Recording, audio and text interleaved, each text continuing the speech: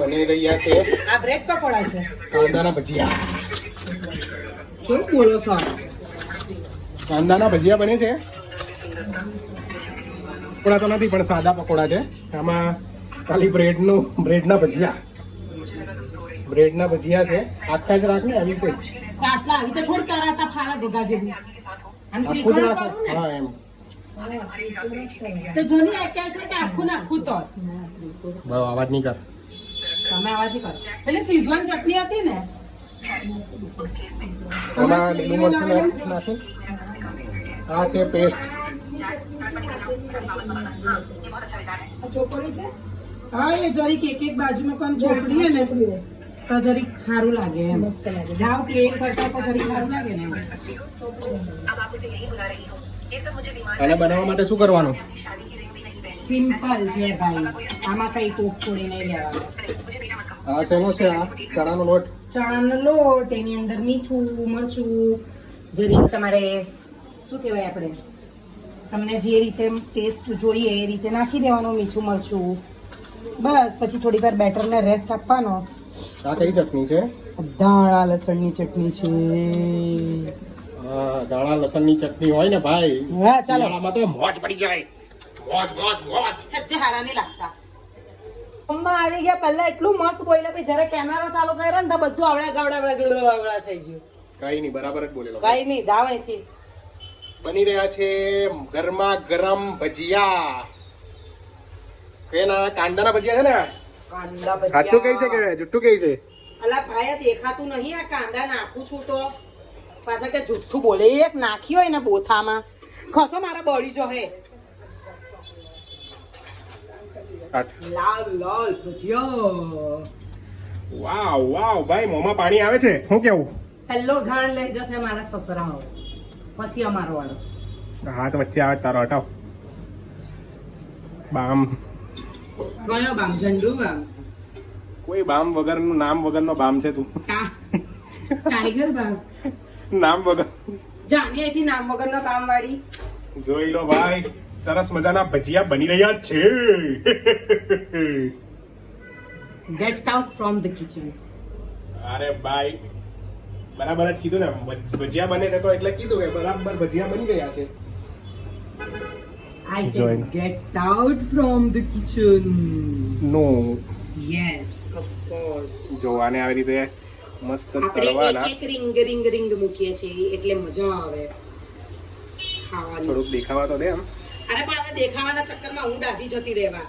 લે દેખાવ. બ્રેડ પકોડા બતાવજો. હા, બના છે કાંદા. હા ને?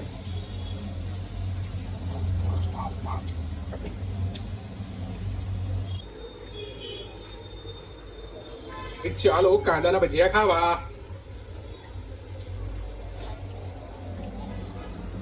ભાઈ બ્લોગ બનાવવા હોય ને તો તમારે ફોર્મમાં જ રહેવું પડે. એની ટાઈમ મજાક મસ્તી ફૂલ ચાલુ રાખવાની તો જ બ્લોગ વાયરલ થાય એવું છે ભાઈ. વાયરલ તો નહીં થાય, બ્લોગમાં તો બહુ વાર લાગે, બહુ મહેનત માંગે. 5-6 વર્ષ તમારે continue blog day by day નાખ્યા જ કરવા પડે તો જ તમે સારી એવી લેવલ પર પહોંચી શકો. હું જોઈ છે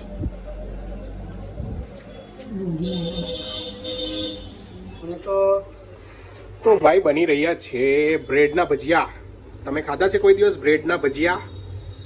આ કાંદાના ભજીયા થઈ ગયા છે. હવે આ બ્રેડના ભજીયા, ઓનલી બ્રેડ, ઉપર દાણા લસણ ને બીજું શું છે આમાં? દાણા લસણની ચટણી છે. દાણા લસણની ચટણી છે. હવે છે આવશે એની ઉપર દાણા લસણની ચટણી. દાણા લસણની ચટણીને આવી રીતે બરાબર લગાવી દેવાની તમારે. તમને સ્વાદ અનુસાર તમારે વધારે લગાવી હોય તો વધારે પણ લગાવી શકો છો. અને ત્યારબાદ આવશે આ બેસનનું કંઈક ખીરું બનાવ્યું છે, એમાં બોળી અને તમારે ડાયરેક્ટ તેલમાં તળવા મૂકી દેવાનું છે. તેલમાં તળ્યા બાદ તેલમાં બરાબર તમારે એને બરાબર તળવાનું છે. તળાવા દેવાનું છે, તળવાનું. જો થાય છે મસ્ત મજાના. આ જોઈ લો, 2 રેડી છે, 2 બીજા થાય છે અને અહીંયા પ્રોસેસ છે, પ્રોસેસમાં છે. Work in process progress. Work in progress. ચાલો વર્ક ઇન પ્રોગ્રેસ. ચાલો આવી રીતે ચટણી લગાવી દેવાની આપણે. તો ચટણી લગાવીને આવી રીતે મસ્ત એ કરી નાખવાનું, બધી બાજુ ચોપડી દેવાનું એને. આ થઈ રહ્યા છે આપણા બ્રેડના ભજીયા.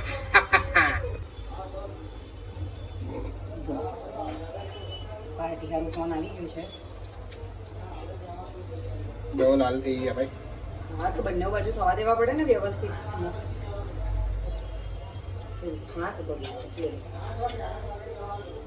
ચાલો બસ રેડી. જો મસ્ત નવડાવી દેવાનું બ્રેડને બેસનમાં, ને પછી ધીમે રહીને મૂકી દેવાનું. થોડો ધીમો રાખવાનો ગેસ, એટલે લાલી થઈ જાય બહુ.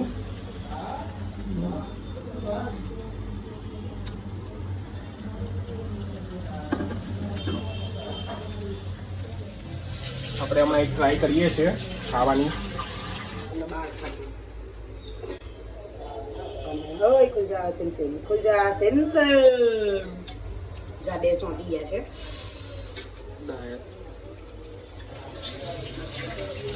હા ભાઈ એમ દાજી ગયા છે. બતાવ કયા દાઈજી? ઓય શું છે? ક્યાં દાઈજી બતાવ. હાથમાં. બતાવ. એ હમણાં નહીં દેખાશે, કાલે સવારે દેખાશે. તેલ ઉડ્યું. આ પેલું પલટાવા ગઈ ને તો અહીંયા તેલ ઉડ્યું, એટલે થોડુંક ધ્યાન રાખવું પડે બેટા. ચીઝ વાળું બનાવજો મારું. નહીં બને. જો આને આવી રીતે કટિંગ કરી દેવાના તમારે, અને પછી તો ભાઈ મસ્ત મજાના દેખાય છે. દેખાવડા સારા લાગે છે, એટલે ખાવાની પણ મજા આવવાની છે. ભાઈ ભાઈ ભાઈ જો જોઈ લો. અને આવી રીતે મસ્ત મૂકી દેવાના તળવા. ભાઈ આ બને છે ચીઝ વાળું. આની પર ચીઝ લગાવેલું છે અને તળાઈ છે. હવે ભાઈ આપણે ટામેટાનું પણ ભજીયું બનાવીને ખાવાના છે.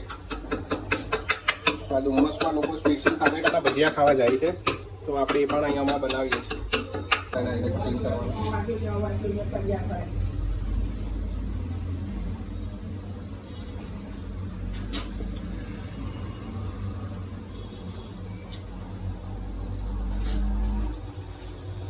ચટણી આવીને લગાવવાની હોય, પછી અને પેલામાં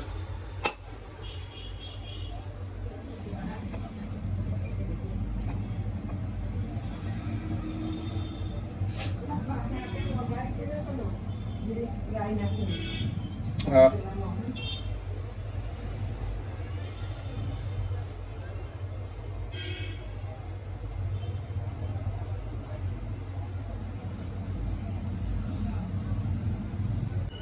મરી ભાઈ એની ઉપર થોડીક મરી બી આવી તો ભભરાવી પડે એવું કઈ છે.